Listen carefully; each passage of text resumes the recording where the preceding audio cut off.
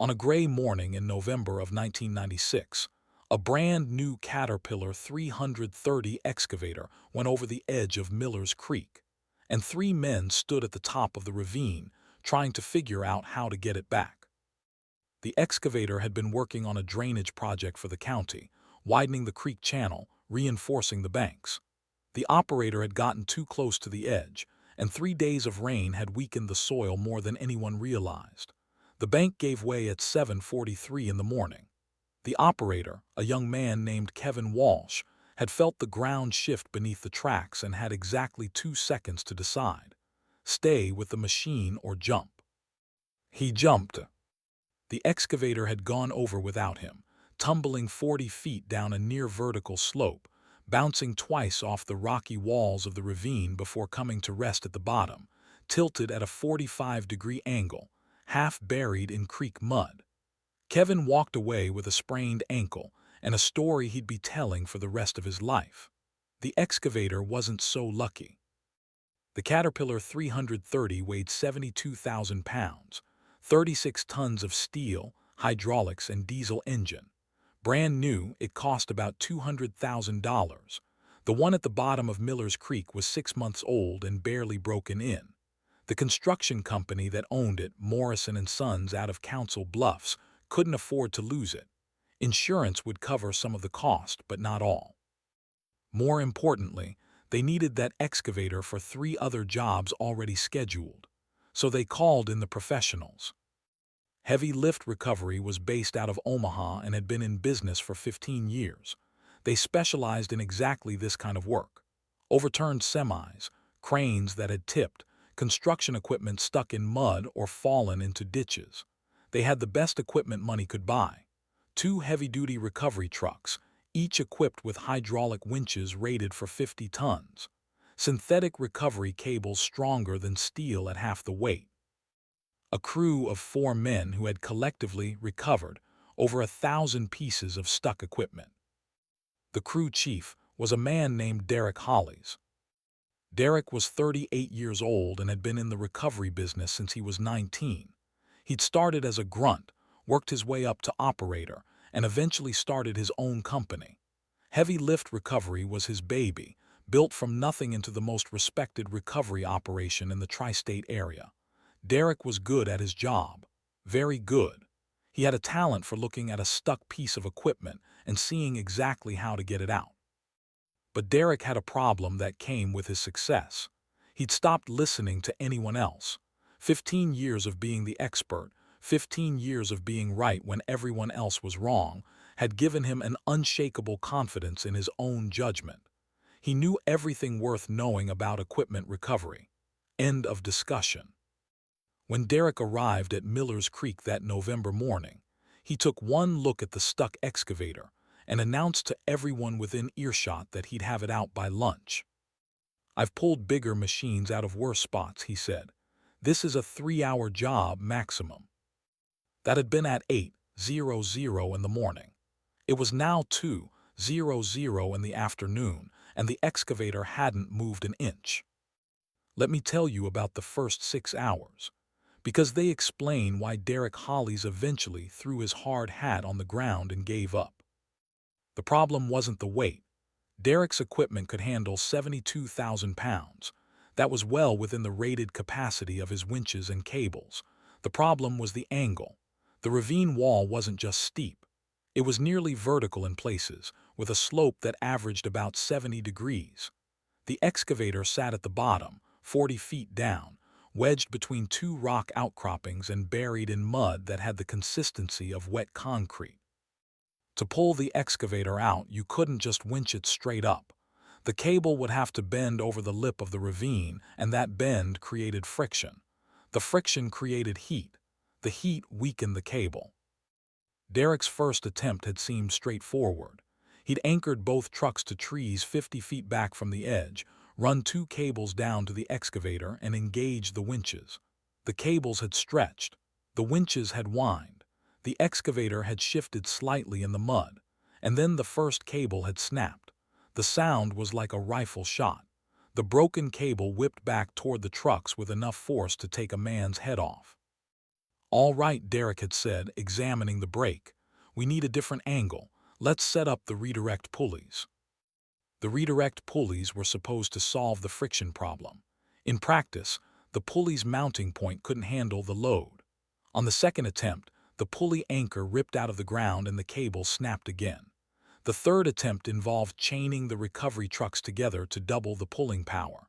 The excavator had actually risen about 2 feet out of the mud before the third cable broke. The fourth attempt nearly ended in disaster. Derek had anchored one truck to a massive oak tree closer to the edge. The truck had started to slide, pulling the anchor tree's roots out of the rain-soaked ground. Only quick thinking by Derek's crew, jamming the truck into reverse and cutting the cable, had prevented a second piece of equipment from going over the edge. Now Derek stood at the edge of the ravine with 4 broken cables piled at his feet, his trucks damaged, his crew exhausted, and the excavator sitting exactly where it had been 6 hours ago. "Well," Morrison, the excavator's owner, asked, "what's the plan?" Derek threw his hard hat on the ground. "There is no plan. That machine is impossible to recover with conventional equipment. The angle's too steep, the mud's too deep, and the lip of that ravine destroys every cable we put over it. We could try a helicopter, but the cost would be more than the machine is worth. Or you could wait until spring, let the ground dry out, and try again with heavier equipment." "Spring, I need that excavator now." "Then you're going to have to find someone else. Because I'm telling you, with the equipment available today, that excavator belongs to the creek." Morrison looked like he wanted to argue, but he'd watched every attempt fail. He'd seen the cables snap, the anchors pull loose, the recovery truck slide toward the edge. If Derek Hollis said it couldn't be done, it couldn't be done. That's when the old Ford pickup pulled up to the edge of the site. Let me tell you about Eugene Pratt, because you need to understand him to understand what happened next. Eugene was 71 years old and had farmed 280 acres on the other side of Miller's Creek for 48 years. His land bordered the drainage project, and he'd been watching the construction crews work for the past 2 weeks, watching and shaking his head at some of the things he saw. The morning the excavator went over, Eugene had been on his back porch having coffee. He'd heard the distant rumbling, then silence. And he'd known immediately what had happened. Ground's too wet, he'd thought, told them it was too wet. He hadn't told them anything, of course. Nobody asked farmers for advice anymore. The construction crews had their engineers and their soil samples and their computer models. They didn't need an old man's opinion about mud. But Eugene had walked over that afternoon anyway. He'd stood at the edge of the ravine, looked down at the stuck excavator, and immediately started thinking about how to get it out. Eugene Pratt had been pulling things out of Iowa mud for 50 years. Tractors, trucks, combines, wagons. His grandfather had taught his father, and his father had taught him, using techniques that went back to the days before engines, when everything had to be moved with horses and human ingenuity. The key was mechanical advantage. You couldn't overpower anything. You had to outsmart it. Eugene had watched the recovery crew work all morning. He'd watched them try to overpower the problem with brute force. Bigger winches, stronger cables, more trucks. He'd watched them fail again and again because they didn't understand the fundamental truth his grandfather had taught him 60 years ago. You can't beat physics with muscle. You have to work with physics, not against it. Eugene had kept his mouth shut all morning because he knew Derek Hollis wouldn't listen to a 71-year-old farmer. Then Derek had thrown his hard hat on the ground and declared the excavator unrecoverable, and Eugene had gotten in his truck and driven over. Let me tell you about what was in the back of Eugene's pickup, because it looked like junk, and it was anything but. There were chains, not modern alloy chains, but old-fashioned iron chains with links as thick as a man's thumb. Rusty, heavy, ugly, capable of holding loads that would snap modern equipment like thread. There were pulleys, cast iron snatch blocks with steel sheaves, some of them stamped with dates from the 1920s, designed to be used with natural fiber rope, but they worked just as well with chain. Each pulley could redirect a load with minimal friction. Combined in series, they created a block and tackle that multiplied force. And there was the PTO winch, a mechanical drum that connected to a tractor's power takeoff shaft, driven by the engine itself rather than by hydraulics. Slow, brutally slow, but it never stopped pulling. It didn't have sensors to tell it when to quit. It didn't have safety cutoffs. It just kept turning, kept pulling, kept applying force until something moved or something broke. Derek Hollis watched Eugene unload this equipment with a look of disbelief that slowly turned to amusement. "Old-timer," Derek said, "what exactly do you think you're doing?" "Thought I might be able to help." "Help?" Derek laughed. "We just spent 6 hours trying to pull that excavator out with equipment rated for 50 tons. We broke 4 cables. We nearly lost a truck. And you think that junk is going to do what our equipment couldn't?" "It might." "It won't. That excavator weighs 36 tons. Your tractor makes what, 40 horsepower? My trucks make 5 times that. Your trucks kept breaking cables because of the angle, the friction at the lip of that ravine." "I know," Eugene interrupted quietly. "I watched. You're trying to pull against that edge. You need to pull with it."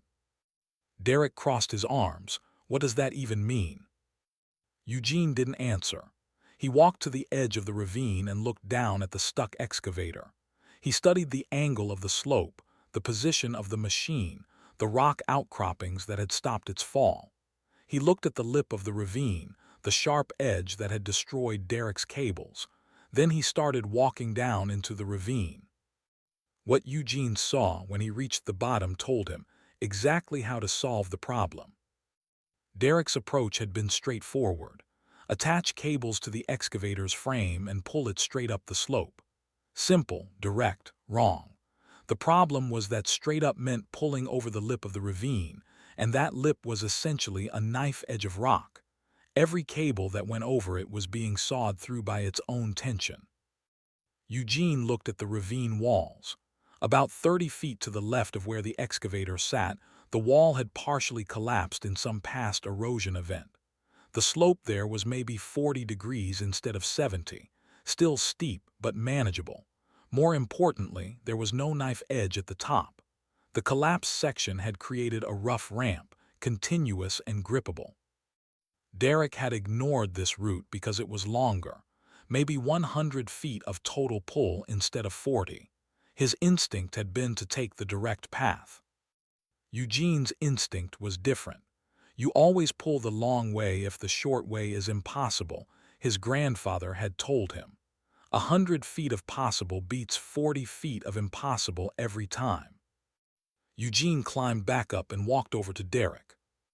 "I'll make you a deal," Eugene said. "Let me try my way. If it doesn't work, you haven't lost anything. If it does work, you learned something." Derek laughed. "And what could an old farmer teach me about equipment recovery?" "Maybe nothing, maybe something. Do we have a deal?" Derek looked at the excavator, then at his broken cables, then at his crew. "Fine. Do whatever you want, old-timer. When your chains break like our cables did, we'll all have a good laugh and go home." Eugene's setup was a masterclass in applied physics. Instead of pulling the excavator straight up the steep slope, he planned a zigzag path using the collapsed section of the ravine wall. The first leg would pull the excavator sideways out of the mud and onto the rock shelf. The second leg would angle it toward the collapsed section. The third leg would pull it up the gentler slope. The fourth leg would bring it over the top onto flat ground. Each leg involved an easier angle, and by using multiple direction changes, Eugene eliminated the killer problem that had destroyed Derek's cables. The knife edge lip was out of the equation entirely. He set his anchor point at a massive oak tree 100 feet back from the collapsed section. Then he ran his chain from the tree through a snatch block at the lip of the collapsed section, down to the excavator, back up to a second snatch block, and finally to his tractor. The geometry was complex, but the principle was simple.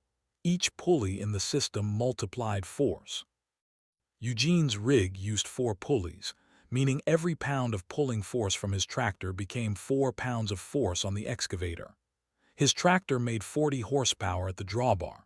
With the pulleys, that became effectively 160 horsepower, applied slowly, applied continuously, applied without the sudden shocks that had snapped cable after cable. "You're going to pull sideways first," Derek asked, watching. "Got to get it out of that mud before I can move it uphill. That'll take forever. Faster than never." Eugene finished his setup and walked to his tractor, an old Ford 5000. Faded blue, 30 years old, still running like the day it was made. He started the engine, engaged the PTO, and began taking up slack in the chain. The block and tackle system creaked, the chains went taut, the pulleys groaned, and the excavator, for the first time in 6 hours, moved. The next 3 hours were the slowest and most satisfying Eugene Pratt had experienced in years. The excavator moved at maybe 1 foot per minute. At that rate, the full extraction would take nearly 2 hours of actual pulling time, plus setup changes between each leg. But it moved. The first leg, pulling the excavator sideways out of the mud, took 45 minutes. The machine groaned and complained. But the chains held, the pulleys turned, the tractor kept pulling. When the excavator finally cleared the mud and sat on solid rock, Derek Holly stopped laughing. The second leg was trickier. Eugene had to partially disassemble his rig, reposition 2 pulleys, establish a new pull angle. 30 minutes of setup. But when he started pulling again, the excavator followed the chains, inching toward the collapsed section. Derek's crew gathered to watch. They'd never seen anything like it. "How does he know it won't break?" one of the crew asked. "He doesn't," another answered, "but watch his setup. He's not fighting the load, he's directing it. When he changes angles, the chain goes slack for a second. No shock loading, no sudden stress. That's what broke our cables." "Yeah, we were yanking," he's persuading. The third leg was the main event, pulling the excavator up the collapsed section of the ravine wall. The slope was still steep, maybe 40 degrees, but it was continuous. No knife edges, just a rough, rocky ramp that the excavator's tracks could grip. Eugene repositioned his rig one more time, adding a 5th pulley. Now every pound from the tractor became 5 pounds on the excavator. He started the pull. The chains sang with tension. The tractor's engine labored. The excavator began to climb. Foot by foot, inch by inch, the massive machine crawled up the slope. Its tracks found purchase on the rocks. Its weight shifted from impossible to manageable as the angle decreased with every foot of progress.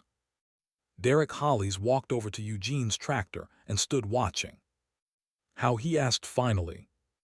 Eugene didn't take his eyes off the chains. "How what?" "How did you know this would work? We tried everything."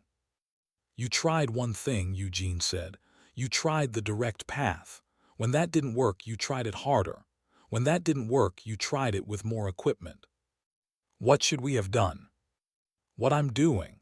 When the direct path doesn't work, you find an indirect path. When force doesn't work, you use leverage. When speed doesn't work, you use patience." The excavator was halfway up now. The worst was behind it.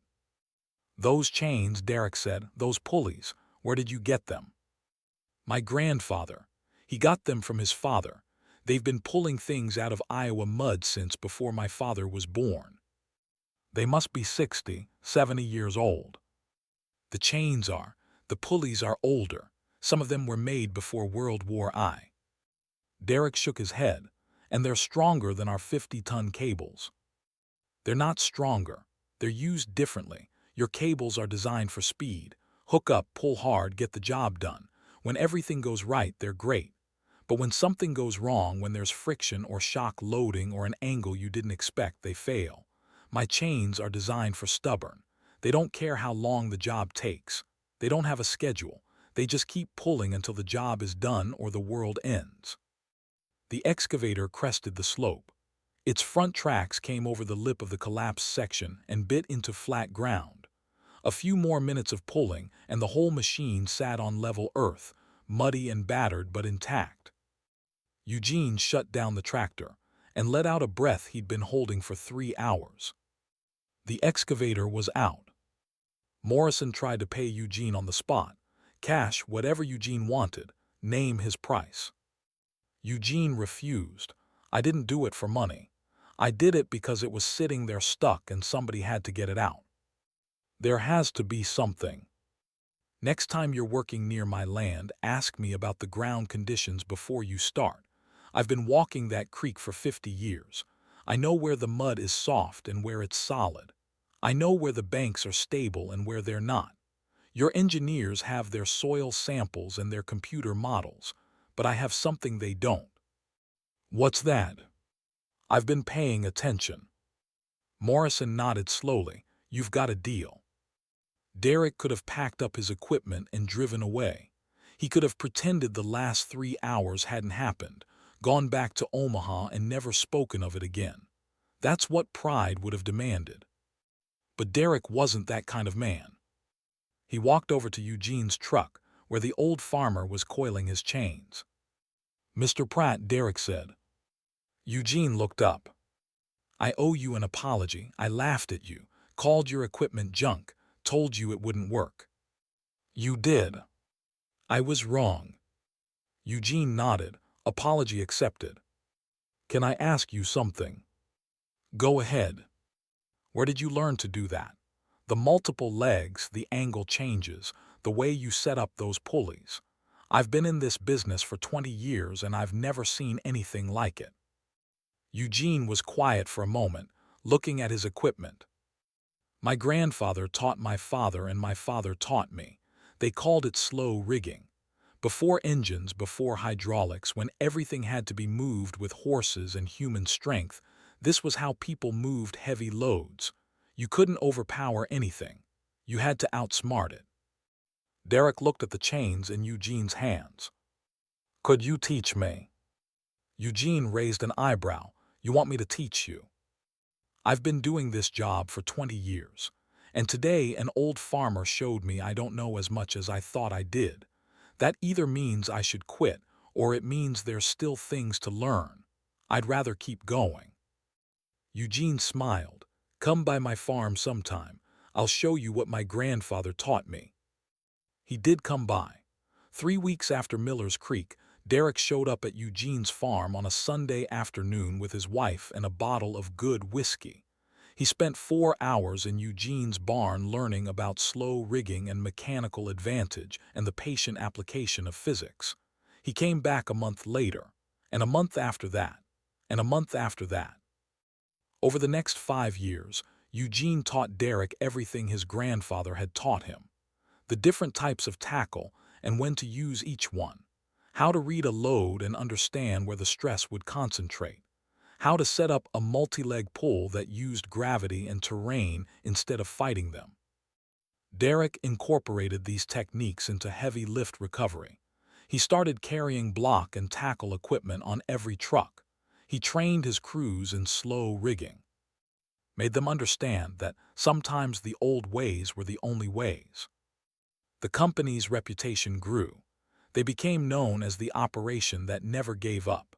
When other companies declared a job impossible, Heavy Lift would show up with chains and pulleys and prove them wrong. Derek never forgot where he'd learned those techniques. On every job where slow rigging saved the day, he told the story of Miller's Creek. Eugene Pratt kept farming until 1999, when his knees finally gave out. He sold most of his equipment to a young farmer just starting out, but he kept the chains. He kept the pulleys. He kept the cast iron snatch blocks that his grandfather had bought before the First World War. "These stay in the family," he told his son Warren. "They've been pulling things out of Iowa mud for 100 years. That shouldn't stop because I'm too old to use them." Eugene died in October of 2003 at the age of 78. Derek Hollies drove down from Omaha with his entire crew to attend the funeral. At the reception afterward, Derek told the Miller's Creek story one more time. That old farmer taught me the most important lesson of my career, Derek said. He taught me that expertise isn't the same as knowledge. That modern doesn't mean better. That sometimes the old ways are the only ways, and the people who remember them are worth more than all the equipment in the world. In 2015, 12 years after Eugene's death, a recovery company called Heavy Lift responded to a job in Iowa. A Caterpillar excavator, similar to the one from Miller's Creek, was stuck at the bottom of a ravine. Two other companies had already given up. The crew chief, a man named Marcus who had worked for Derek for 15 years, drove out to look at the site. He stood at the edge and looked down at the stuck excavator wedged between rock outcroppings, half buried in mud. He started to laugh. "What's funny?" his crew chief asked. "This is Miller's Creek. Different county, same job, same stuck excavator, same impossible angle. Can we get it out?" Marcus walked to the truck and pulled out the block and tackle equipment. The chains were newer. Marcus had replaced worn links over the years, but the pulleys were the same ones Eugene had used, the same ones Eugene's grandfather had used. 100 years old. They still worked perfectly. 3 hours later, the excavator was out. Marcus took a picture and sent it to Derek Hollies, retired and living in Arizona. Derek sent back 2 words: Eugene would be proud. The chains and pulleys are still in use today. The techniques have a name now.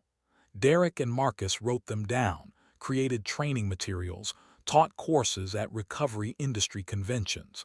They call it heritage rigging, a nod to the old-timers who developed these methods when there was no other choice. Sometimes a student asks why they still use 100-year-old equipment when modern gear is so much more advanced. Marcus always gives the same answer Eugene Pratt gave Derek Hollies at the edge of Miller's Creek in 1996. Modern equipment is designed for speed. This equipment is designed for stubborn. And when speed doesn't work, stubborn is all you've got.